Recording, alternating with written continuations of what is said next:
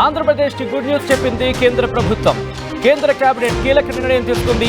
విశాఖ కేంద్రంగా south Coast railway zone ఏర్పాటుకు ఆమోదించింది కేంద్ర ప్రభుత్వం.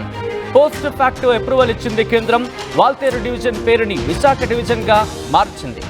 రైల్వే శాఖ మంత్రి అశ్విని వైష్ణవ్తో ఇటీవల లోకేష్ భేటీ అయ్యారు. భేటీలో విశాఖ రైల్వే జోన్ అంశంపై చర్చించారు ఆయన. 10 ఏళ్ల తర్వాత పట్టాలెక్కబోతోంది ఇప్పుడు విభజన హామీ. ఇంకో విభజన హామీ. ఒక్కసారిగా పరిణామాలు మారుతున్నాయనే చెప్పుకోవాలి. ఇప్పుడైతే ఎన్డీఏ కూటమికి సంబంధించి ఇటు తెలుగుదేశం పార్టీ, భారతీయ జనతా పార్టీ, జనసేన మూడు కలిసి ఇటు కూటమిగా అక్కడ ప్రభుత్వాన్ని ఫామ్ చేసిన తర్వాత తెలుగుదేశం పార్టీకి సంబంధించి అక్కడ కూటమిలో ఉన్న సిచ్యువేషన్, జనసేన ఉంది, అలా భారతీయ జనతా పార్టీ ఉంది.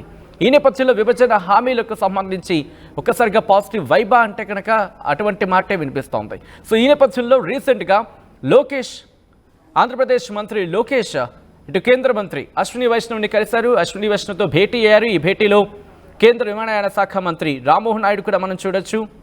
ఈ నేపథ్యంలోని విశాఖ రైల్వే జోన్కి సంబంధించి గుడ్ న్యూస్ చెప్పింది కేంద్ర ప్రభుత్వం. ఏపీకి గుడ్ న్యూస్ చెప్పింది కేంద్ర సర్కార్. కేంద్ర కేబినెట్లో కీలక నిర్ణయం తీసుకుంది. విశాఖ కేంద్రంగా సౌత్ కోస్ట్ రైల్వే జోన్ ఏర్పాటుకి ఆమోదం తెలిపింది కేంద్ర ప్రభుత్వం.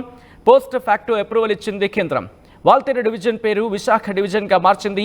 రైల్వే శాఖ మంత్రి అశ్విని వైష్ణవ్తో ఇటీవలే భేటీ అయ్యారు లోకేష్.